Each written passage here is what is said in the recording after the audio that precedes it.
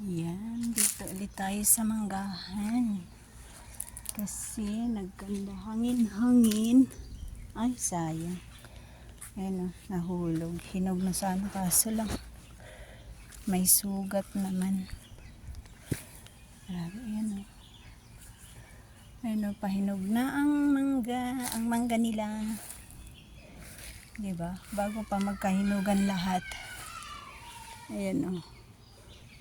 Nagsawa na kami ng kain ni Inday, ni Jay.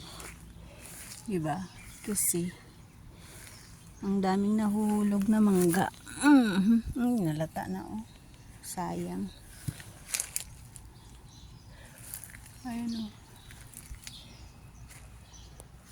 Ang mangga kayo dyan, mga kaibigan. Ayan, nagpahinog na siya. Ito na hinog sa init. Ang tamis pa naman ng mangga na to. Kaya lang, ayan. Ayan o. Ay, ito o, pahinog na. Diba? Ayan, pahinog na siya guys. Grabe. Ayan o, gaganda. Ang laki. Sarap. Masarap siya. Ayan o. Oh, kita ba? Orange na siya. Ito pa oh. Ayan oh. Orange na orange. Ayan oh. Orange na ang mga mangga.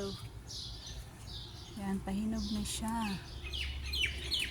Ayan oh. Pahinog, ang daming ibon. Ayan, pahinog na ang mga mangga nila. Bago pa magkahinugan lahat, nagsawa na kami ng kain. Ito kasi, yung mga nahuhulog, ayun o, dami. Pahinog na talaga siya. Kaso hindi sabay-sabay na hinog.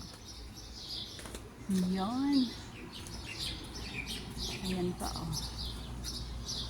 Daming mangga, grabe.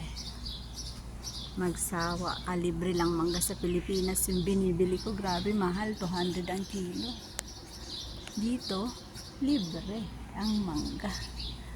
Oh, pakasawa sa mangga, walang bayad, diba? Mangga pa mo eh.